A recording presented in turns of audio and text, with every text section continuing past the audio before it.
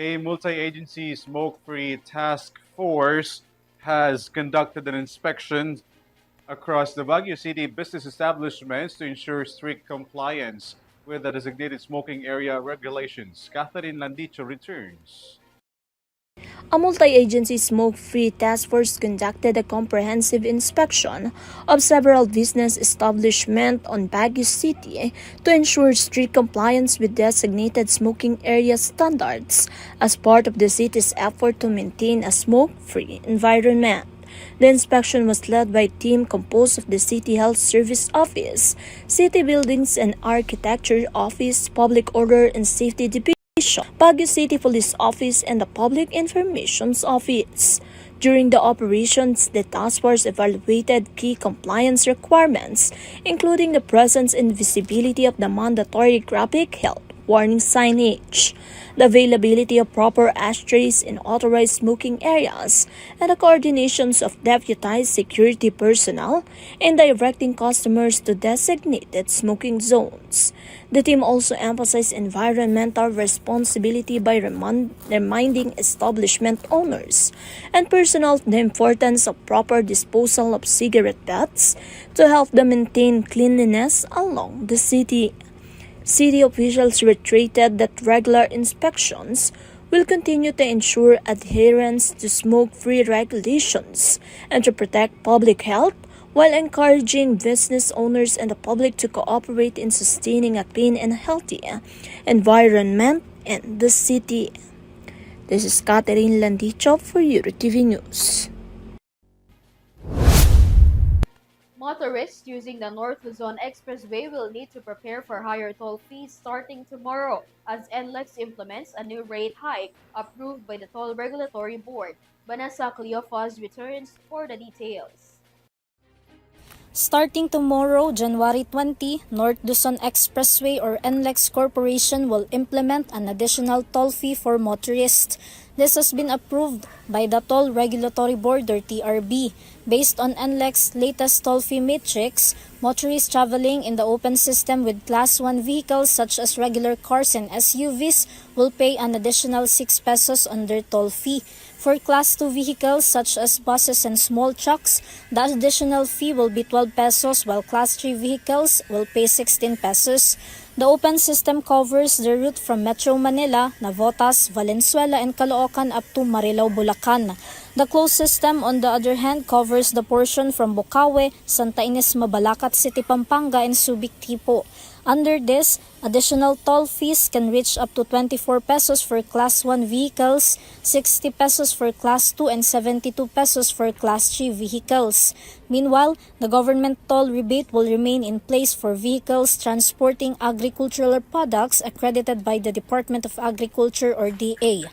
This is Vanessa Cleofas for Eurotv News. Amid the nationwide protests against the government in Iran, the impact of the tension is also felt within the Philippines, particularly in the prices of oil products. With this, motorists are advised to brace for a big-time hike in oil prices starting Tuesday, January 20. In separate advisories, several oil firms announced that changes in oil prices would an increase up to 2 pesos per liter. For gasoline, a 1 peso increase per liter is looming. 1 pesos and 50 centavos per liter increase in kerosene, while 2 pesos hike per liter for diesel products. The Department of Energy Oil Industry Management Bureau earlier cited a possible increase in oil prices in the Philippines this week due to the recent political demonstrations in Iran. Fears of tensions escalation in Iran affected crude supplies globally, hence the oil prices hike this week. In line with this, Sea Oil and Shell Pilipinas will be implementing all changes starting 6 a.m. of Tuesday, as well as Petrogas, except a hike in kerosene. Clean Fuel will implement the changes by 4 p.m. of Tuesday, except kerosene, which they do not carry. More oil companies are yet to announce similar price changes in the coming days.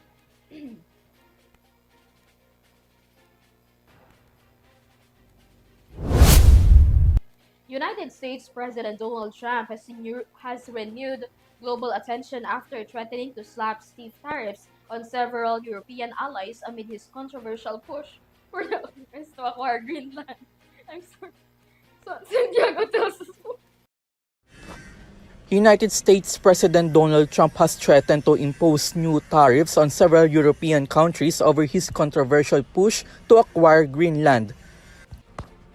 In a post on his Truth Social platform over the weekend, Trump said the United States will impose a 10% tariff starting February 1 on goods from 8 North Atlantic Treaty Organization or NATO allies, specifically Denmark, Norway, Sweden, France, Germany, the Netherlands, Finland, and the United Kingdom.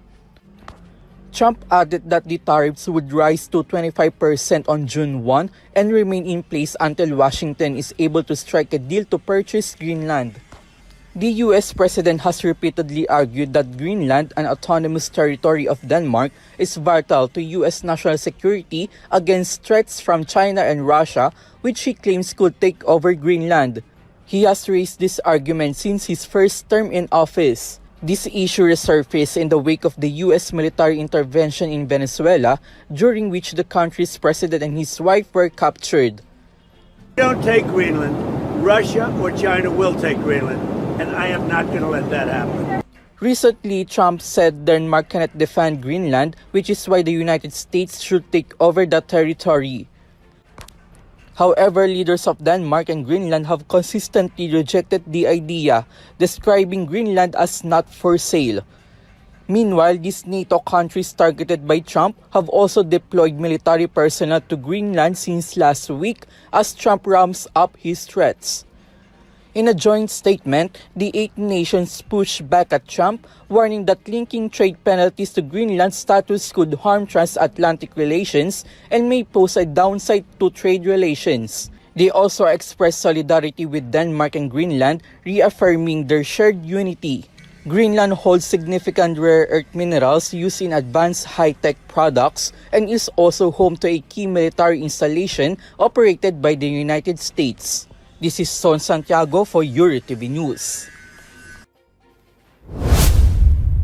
In sports, Filipino tennis player Alex Yala suffered an early exit at the Australian Open after bowing to American Alicia Parks in the 3-set first-round match. Kyle Basa has more. Alex first round of the Australian Open against American Alicia Parks today.